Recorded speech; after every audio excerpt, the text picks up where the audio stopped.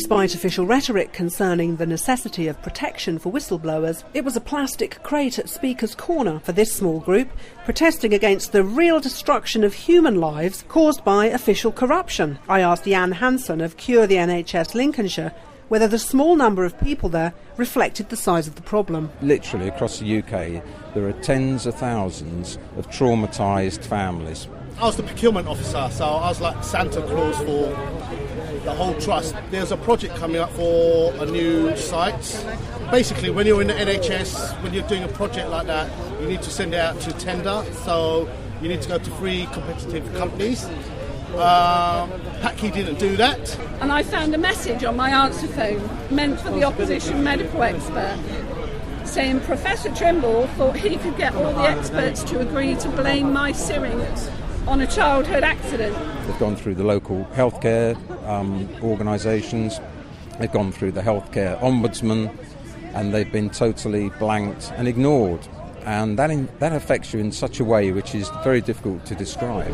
My personal injury claim and my life were destroyed. You know, you can cover it up for so long, but eventually it's going to come out.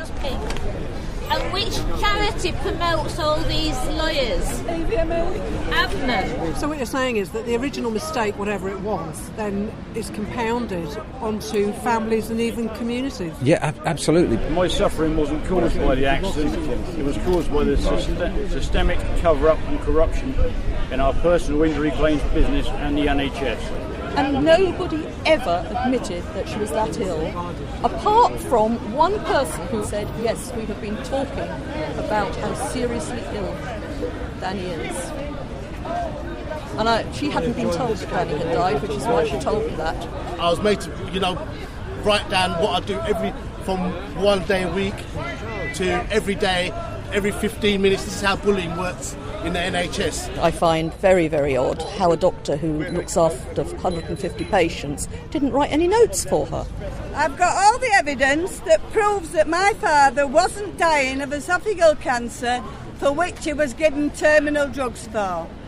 We have fought for 10 years to get a police investigation. I've got so much evidence, the police will not look at it. They wouldn't believe me, and I had to take pictures of my dying dad in hospital, show them in the meeting, look, this is where I'm going. Everyone denied me steps to getting therapy, and the person I blew the whistle on, he's now the leader of mental health for the whole of London. How many times has a member of the public won against the Ombudsman at judicial review? And the answer is, Robert, 1. They promise to put things right. But in fact, the reality is that they don't. The more damning your evidence, the less likely you are to get an investigation. Because of what they have done, because of the injustice upon top of injustice that they have created, they've literally pushed me outside the protection of the law.